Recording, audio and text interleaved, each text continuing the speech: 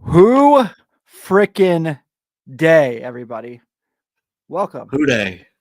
to a Who special day? edition of Welcome to the Jungle tonight. Wow, Welcome to the Jungle. I need to get better at that. But neither here nor there. I am Tim Daniel. Here joining me today is my longtime friend from school. Grew up with this kid for 30 years.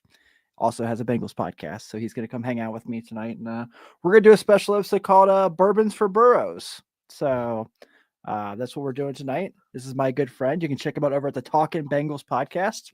Zach Burns. How are you, pal? Um, I think my heart has finally stopped slowing down. It's come back to normal rhythm Mm-hmm. rates. But my goodness, that was a game. Oh, I That was a game. yeah. I told the kids after the thing because they were like, "Why were you yelling?" I was like, I had a lot of frustration that I was holding in throughout that entire game, and then T catches the touchdown to win the game, and I just let it all out. So, oh man, yeah, it was I, a lot of frustration. yeah, I think this is the game I got my kid hooked. Yeah. That's good. Or That's good. no, it's not. No, it's not. What up, Sid? How you doing? Thanks for coming to hang out tonight on a Saturday night. Sid, you were at the game and you're still here. I mean, kudos. Love it. Good on to you. Yeah, being at that game about killed me. I, Mm. I for sure believe it. So let's talk about the game because despite Zach Taylor's best efforts, the Cincinnati Bengals are victorious tonight, 30-24. And there is a lot to get to. Now, I don't want to fully take away from our typical episode that Seth and I will do on Monday. We'll talk about the game a little bit. We'll get you ready for the Steelers, whatever that game's going to be. They haven't announced it quite yet. Methinks it's going to be the the Sunday nighter is my best guess, but we'll see how that shakes up. But Zach, the first thing I want to mention about this game is that's really frustrating is we have to wait a day longer for Hard Knocks this week. And after a game like that, I need all the behind the scenes stuff. For sure. Hard Knocks has been a great season, I guess is the best way to put it. I'm this is the first time I've ever had Max in my entire life or anything HBO. And it was a great time to get it. So yeah, I'm gonna need everything. I want to see Joe yell at Zach Taylor, taking the ball out of his hands. I want to see it all. Oof. Because that game, how do you take the ball out of Joe Burrow's hands in the last drive?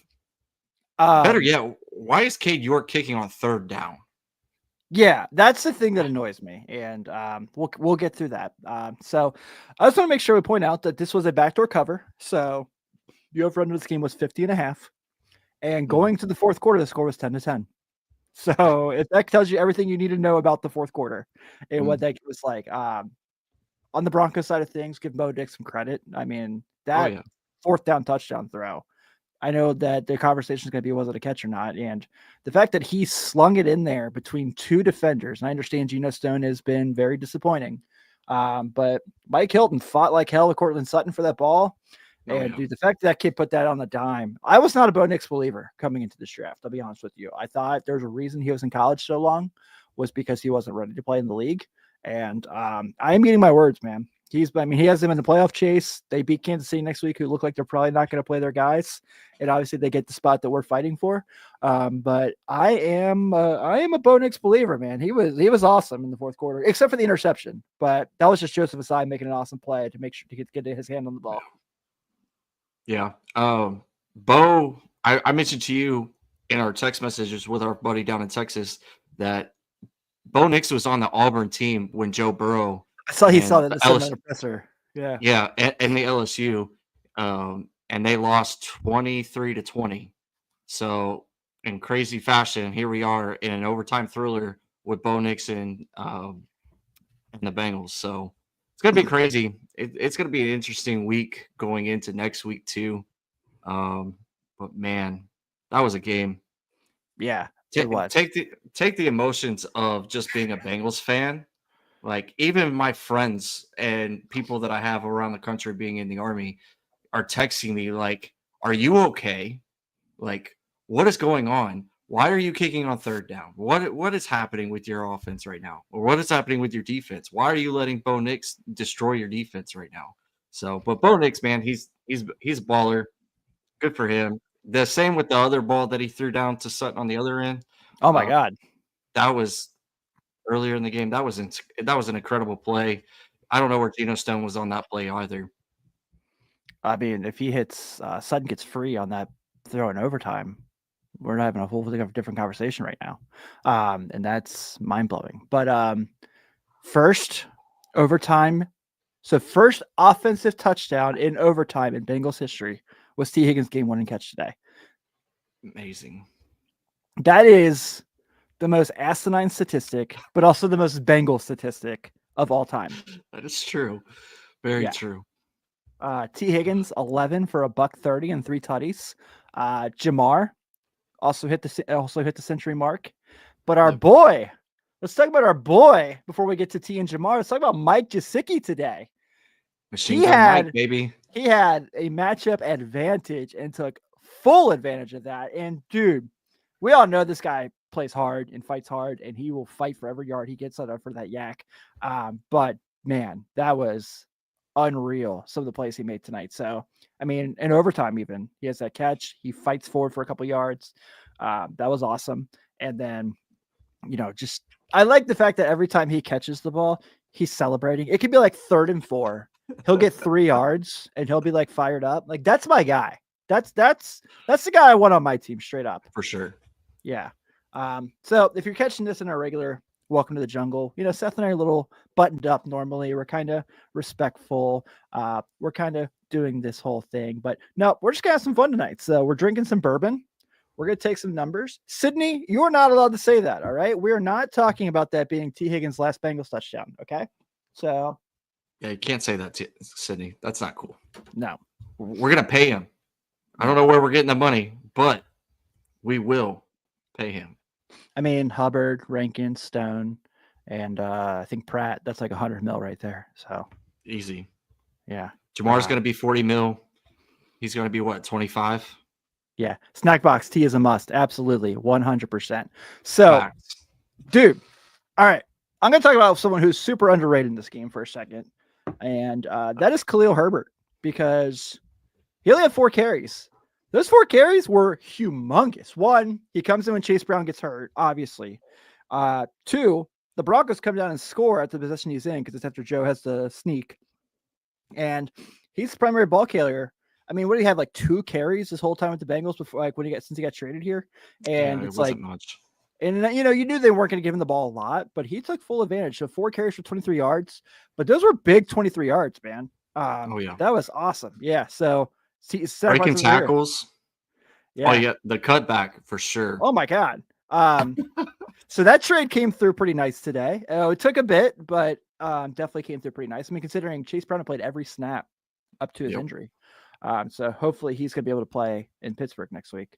I hope it's minor for him, because he's been crucial since Zach Moss has gone down for the Bengals. But it seems like Khalil Herbert might be able to just step in and be the next man up, because that's exactly what he did on all 4 of those carries tonight. So good on him.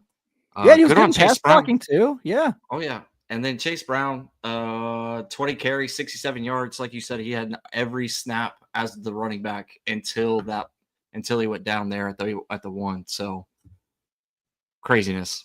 Yeah, awesome. Absolutely awesome game. Mike Hilton, I know people are going to point out the Sutton touchdown over him, but I thought it was pretty good today.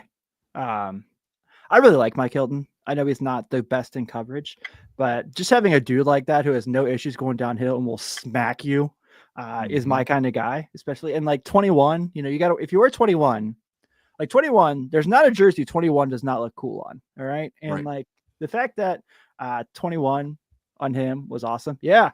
My guy Snackbox is bringing the convo. I love to see it. Snackbox, welcome to the show. Multiple stops. They were big. Mm-hmm. I mean, I know they gave up 24 points, but I mean, realistically, after that field goal on the first drive where I was like, oh no, here we go again. Yeah. They were really good. And especially considering the Bengals just had no interest in scoring in the red zone. That was, really nice. The Bengals defense stepped up. Yeah, Sydney Hilton's last home game. That's a bummer for sure. But excited to how he played tonight. But I thought Hilton was really good. We'll talk about the defense in general, obviously. But man, I wrote down about 4 or 5 snaps that were really bad for the defense all game. But other than that, you had about 60 plays on defense where they played really, really well. Yeah. They were downfield covering. That's where forcing Bo to get out of the pocket and go make running plays. Again, like we talked about earlier, Bo made everybody a believer and showed him why that they're now 9-7. So all you got to do is Bo leave. Can we say that? Is that still trademark? I don't know. But yeah, the defense, I thought overall, I mean, I know 24 points is 24 points, but I thought they played really well. I thought, Bo Nix made some, like we talked about, he slung some balls out there, man. He made some awesome throws. And you cannot take that away from him. But man, that was pretty wild. So I guess should we get to the thing we're all here for today? And that's Jamar Chase, Joe Burrow, and T. Higgins, and what they did today. That's what you guys want to talk about, right? So send in all your comments. We're going to display them all, good, bad, and different. We want to see it. I will share them here on the show. I hope you are having a drink with us. Let us know what you're having. We're happy to share it with you. I want a little Woodford and Coke tonight, my favorite, just because Woodford is a reasonable price. And shout out Coke Zero because, see, I have Coke Zero as well, and you see my glass is almost gone, but that's just because I didn't have enough JD left in the house. Mm-hmm. Should probably have made a run to the store before I got started, but I text you on late notice, so that's on me. It's all good. I'll do better next time. No, I didn't have time. It's not you. Yeah. So Snackbox brings it up here. Let's start there. Joe Burrow, 8th straight game with 250 yards passing and 3 touchdowns. First Bengals quarterback in team history to have 40 touchdowns. 40 touchdown passes, I should say. Over 4,500 yards. The conversation that keeps coming around is, should he be in the MVP conversation? Absolutely. Yeah. I mean, they're 8-8 and they were 4-8, and they have a chance to be 9-8, and they have a chance to get into the playoffs if everything breaks away. Now, albeit you're worrying about Joe Flacco at a game. You're worrying about what's the kid? Snoop Huntley. Snoop Huntley. He's the Dolphins quarterback? Yep. Because Tua is doubtful. Yeah, Snoop is now in Miami. He's the backup. So it's gonna be crazy. Well, I don't know. I mean, he is a former Pro Bowler. Don't forget. That is true. Oh my God. I just remembered that he was in the Pro Bowl last year? Is it? No, I thought it was 2 years ago because you're right. Lamar won last year, right? He won the MVP last year. You're right. Yes, Snoop Huntley somehow made the Pro Bowl. City says I had 7 or 8 mini balls of fire. 7 or 8 mini balls of Fireball? Are you just? That's my guy. Let's go, Sydney. At what point is it antifreeze? I mean, good Lord. After the first 3, it's just like water. It's like you used to tell us it was Yeg in the back of the day. I could still never do Yeg. No, I'm out. I'm out for sure. I am for sure out on Yeg. So Joe Burrow, now old ZT, who I'm going to criticize. Don't worry, guys. I do not hold back my Zach Taylor comments. Well, everyone was playing chess. He was playing backgammon today. See, the joke in that is that it's 2 different games.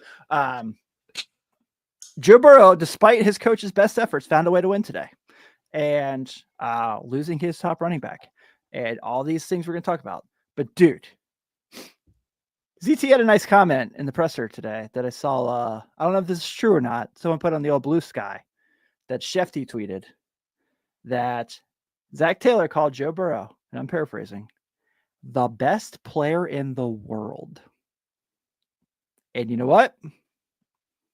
It's hard to fight him. It's hard to fight that argument. How do you have games like tonight where you throw the ball? He threw the ball tonight 49 times, was sacked 7 times, 412 yards, no picks. No picks. No picks. I mean, dude, 49 pass attempts and no picks is nuts. I don't think people understand. That's insanity. 4 carries, 25 yards, had a rushing touchdown as well. Awesome game. And he's been obviously great all year. His improvisation skills are what make him who he is. He's the best, man.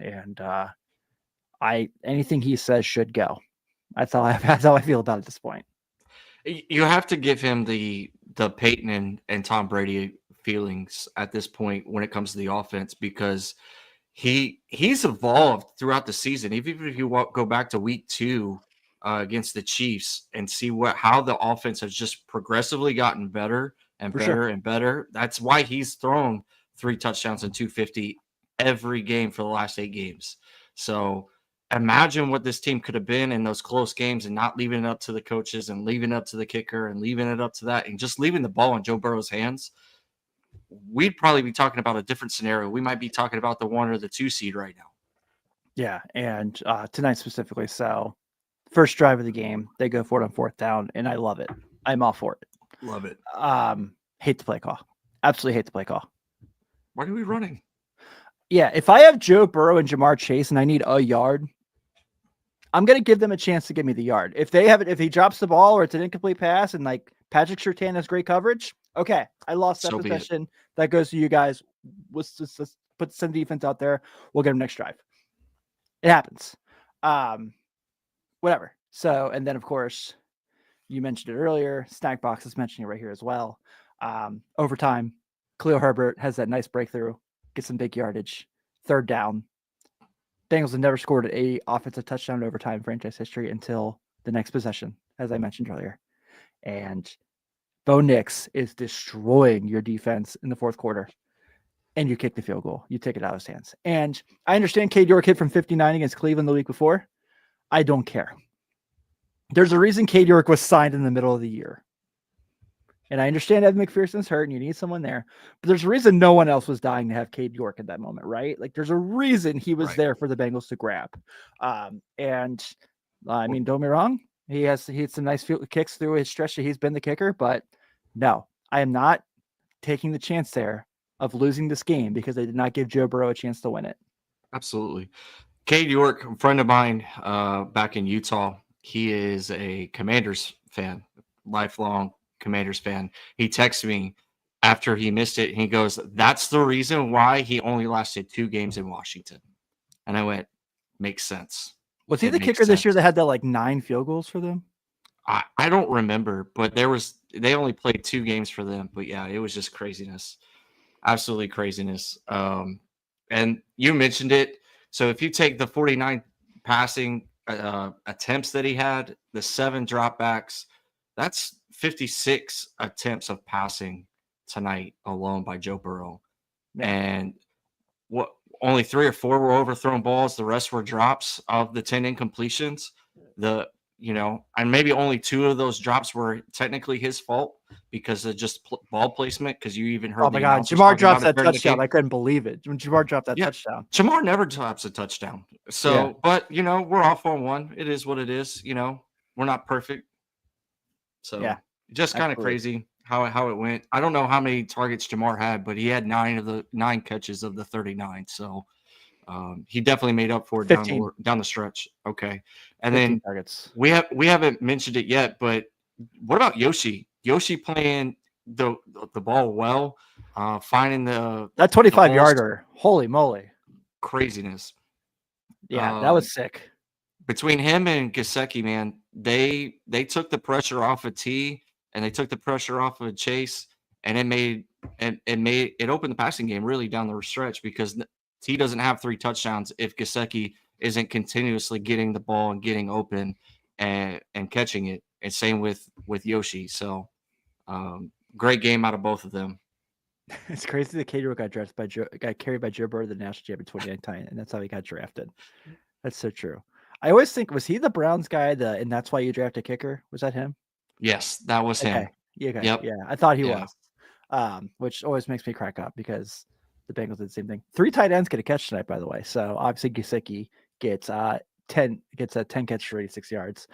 Cam Grandy a catch, and also Drew Sample a catch tonight. Obviously, those 2 catches were combined 10 yards, but hey, spread the ball around. That's what Joe Burrow does best. You mentioned Yoshi Voss, 3 for 59. Chase Brown, as usual, out of the backfield, 4 for 24. Obviously, really awesome. But what they were just able to do just to kind of keep things rolling, and it's what they've done best all year, despite their best efforts of the offensive line really struggling. I am for sure at the point where I never want to see Devin Cochran ever again on the football field. I literally wrote that down. That like last sack where you see him get blown by and he looks like he's moving in slow motion to try to stop number 99 for Denver. I can't remember his name off the top of my head from getting Allen. to Joe. Yeah, Allen. Thank you. From getting to Joe. And he just looks like he is just like his hands are still here. It's like when you run a screen pass on NCAA and they blitz and you have no idea how to stop it. That's what he looked like. Cody Ford, I thought with Orlando Brown coming back, which I do want to talk about Orlando Brown in a second. Thought him going to the interior, I thought would be better. No, he was really bad. He was really, really bad. Also a guy I never want to see on the Bengals ever again. Sydney, right here. I never want to see Cody Ford either. Yes, absolutely. Absolutely, sis. I'm with you. But dude, okay. So I knew this Orlando Brown injury was bad. And I like made fun of like the fact he doesn't play football anymore last week. And that was mean of me. But had no clue. He has 2 fractures in his fibula right now. My dog is out there playing with a broken leg in 2 spots. And I know he had a false start penalty today. It was pretty good. It was actually pretty solid. I don't think they rushed from the left at all, from the left side. I think it was solely on Cochran the entire time. Cooper and Allen both just it was like, what are we doing? So I don't know if I text you this, and maybe I text the other guys from Talking Bengals this, but I said, you need to put Matt Lee in at left guard and move Cody Ford to right tackle and pull Cochran and just tell him to turn his cleats in immediately. God, it was abysmal. I get he's the swing tackle, where you check, and I know Marius Mims gets hurt, obviously, and he has to leave the game. For the record, I know we're not really talking about that, but I think he is a mainstay. I thought he has been very, very good his rookie year. Absolutely. Also, he's a mastodon. Like he's a mastodon in size. Massive. Yeah. He is literally the Megazord is what he's like his size. When they like morph into the Megazord at the end, that is Marius Mims. Yeah, for sure. He is just a giant human being. People under the age of 30 have no idea what we're talking about. That's okay. No, that's all right. It's on Netflix. Yeah. We've had some bourbons, We're getting another movie, so you're welcome. You'll know what we're talking about here soon. They're doing another movie? Netflix got rights for another Power Rangers movie. Let's go. Yeah. You know what? The remake from dude, it's so good. It's so good. Really good. It's so good. It's so good. People aren't here for Power Rangers references, but yeah, I'm sorry. Watch the 2017 Mighty Morphin Power Rangers movie. It's tremendous. All right. Take it from us guys in our mid-30s who grew up with it. Sydney's like 25. I think she was born in 2000. My goodness, Sydney. Yeah. So, Sydney. Well, I'll catch you up. So, all right. I have no idea what we're talking about at this point. Okay. So we were talking about Mims. Yeah, really good. And then he gets hurt today, and understandable that you're going to take a step back there as well. And I thought he did all right. Trying to think, there's like 3 or 4 guys I really want to talk about their game today. Okay, I remember the point I'm trying to get to. We're talking about the wide receivers. So when T has the fumble, which I don't even know how they thought that was an incomplete pass. There was no way that was an incomplete pass. And I'm not mad at T because he had such a great game. Right. It happens. That guy made a hell of a play. Made a hell of a play to punch it out. When they showed T on the sidelines, you could just tell he could not wait to get back out there. It was not like oh man, I just cost us the game. It was like, I'm going to get this MFer back. And we don't curse in the riverfront anymore. So I'm working on it.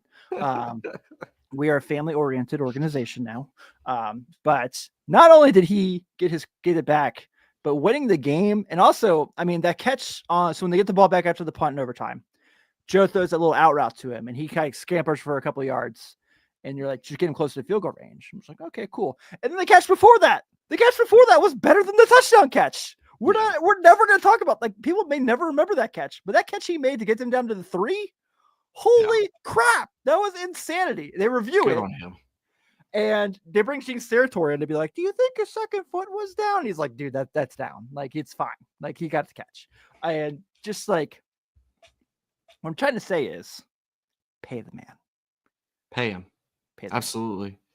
And, man. I love Gene Sarator's perspective during games, but all of these networks cut to him so much.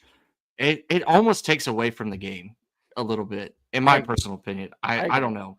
I may just be a hater, but there's just too many cuts. Like every play, it's a blatantly obvious call, or oh, this is going to be overturned, and then they still cut to him. Like, why?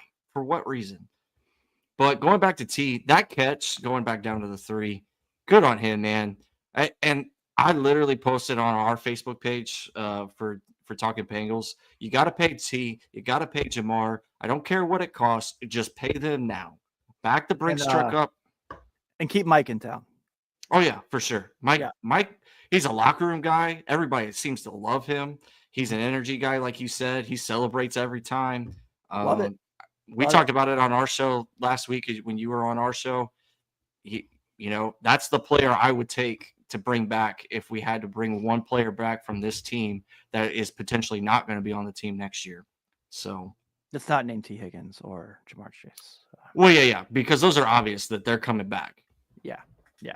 I mean, once they did the agency thing, once they got the same agent, it kind of certainly started to look like the writing was on the wall there. And I don't know how it's going to work, but I don't care. Are you disappointed Trey Hendrickson only had half a sack tonight and they still, I mean, what was he doing? Like, was he busy tonight or something? No, I mean, what are you doing, Trey? Yeah.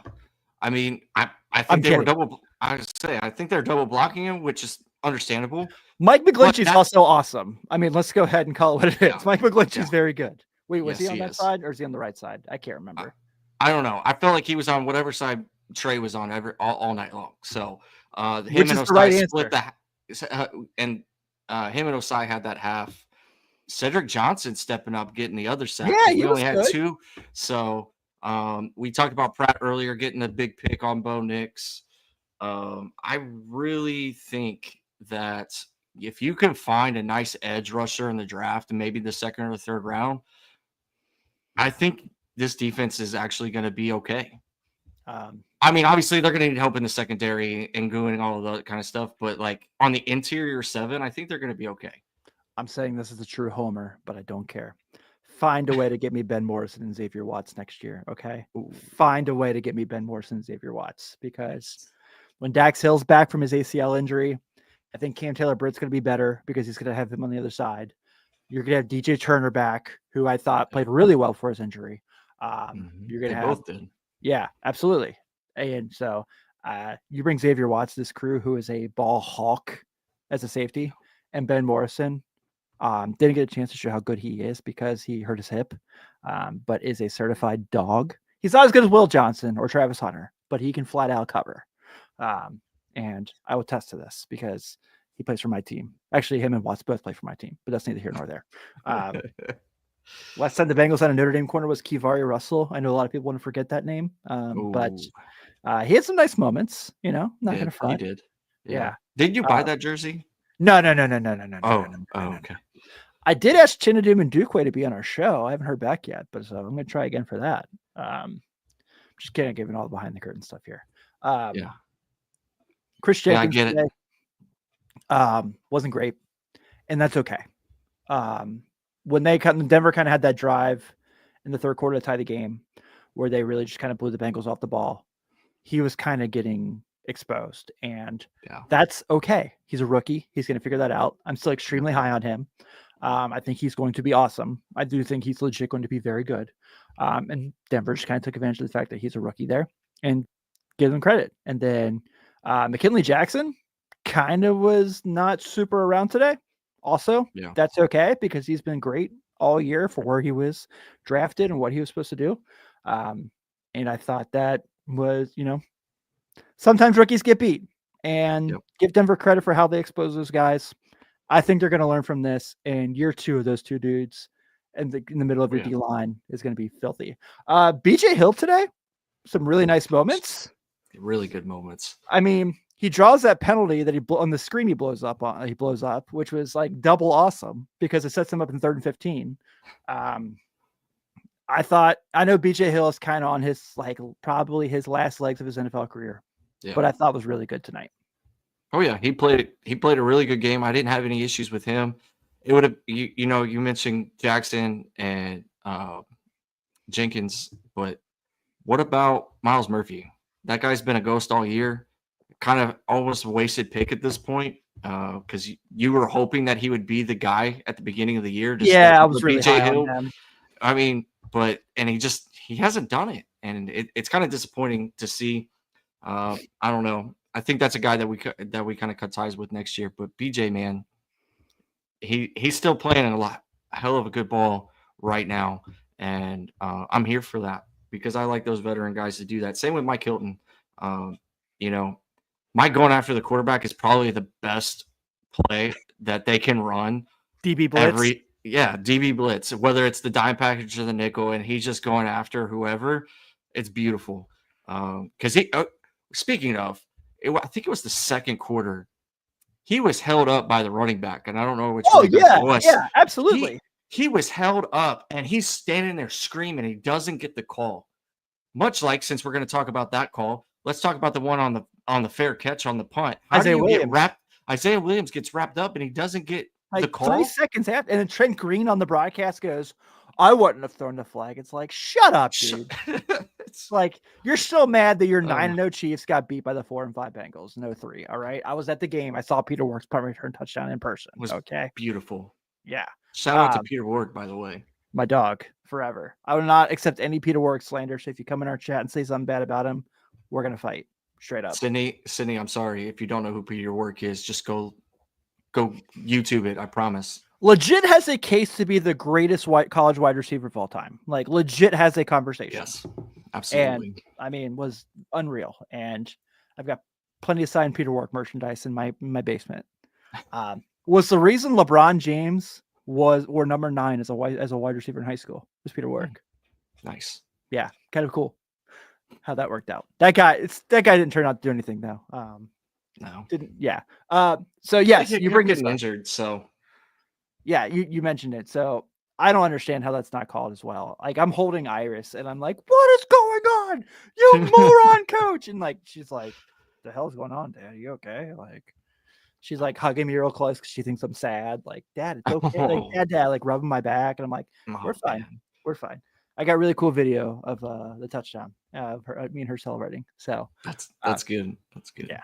I got 2 issues with that. So obviously, throw the flag there because that's unbelievably stupid that they don't. And why are we letting him wear number 18? Yeah. That should not be allowed. No.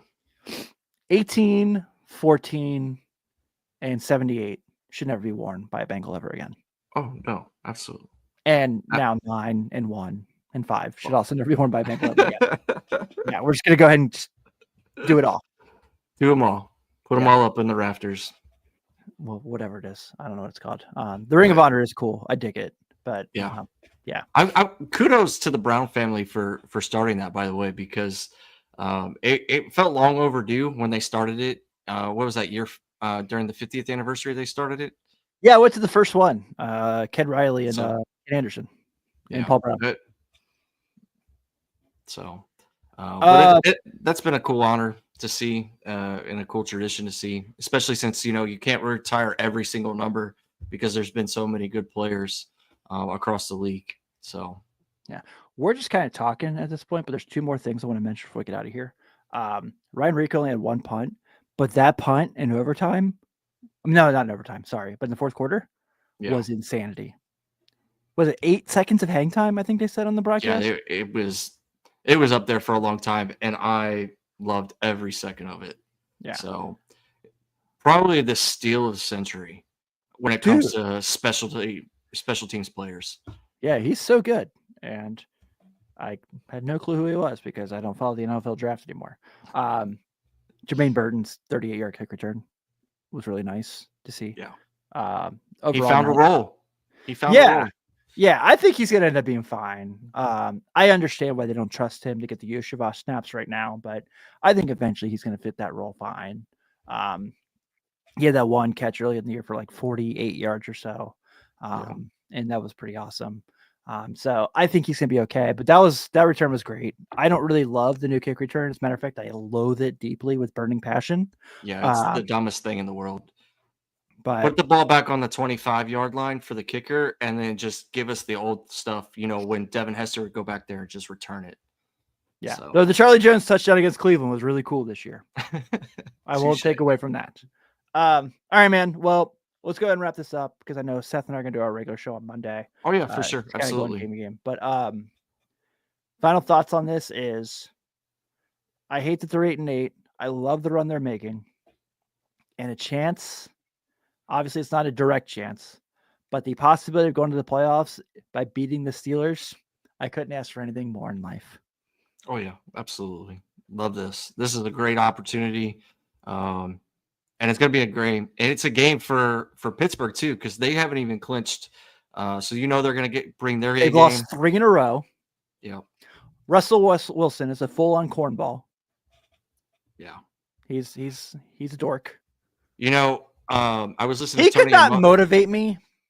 Russell Wilson could not motivate me to buy a ham sandwich at Subway. And you think he's going to run a football team?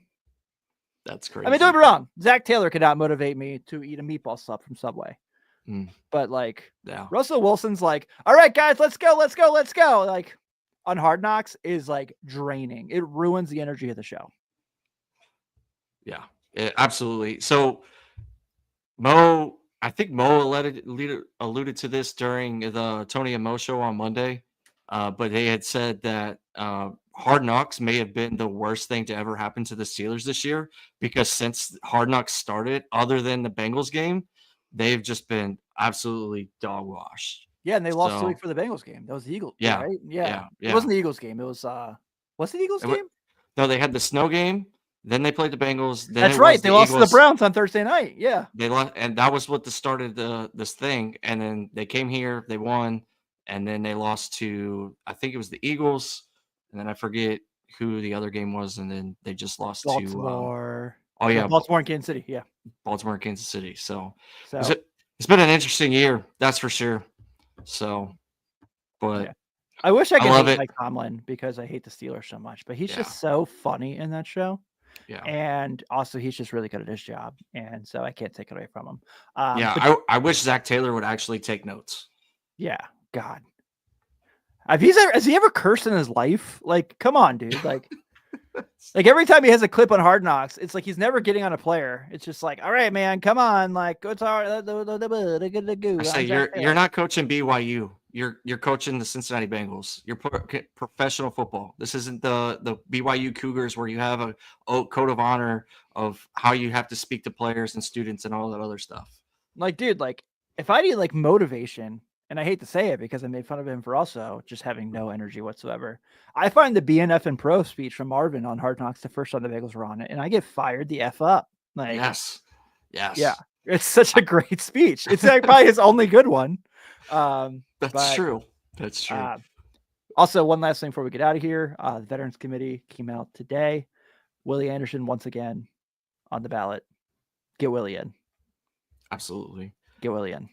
And I'm going to shamelessly plug our show. Please do. Because we actually have a change.org petition going on right now to vote Kenny and Willie Anderson into the Pro Football Hall of Fame. So if you want to go to our website, talkingbengals.com, go do that.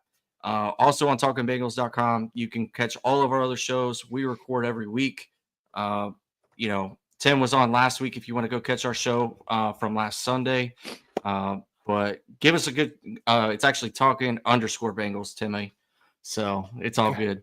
You guys make everything difficult. Well, somebody stole the other one, so I had to do that. But we are on all the Facebooks, Instagrams, Twitter. Here, you happy now? Yeah, perfect. There it is. If you want to go follow us, go like and subscribe. Our YouTube page, everything like that. Appreciate Timmy asking me to come on. Sorry, I keep calling you Timmy. I think it's the bourbon and the alcohol at this point. So I don't We've think also been anyone friends here, for 30 years, so yeah, no one here has ever called me that. So if anyone does call me that, I will track your family down well, yeah, that's very true. That's very true and give because them roses.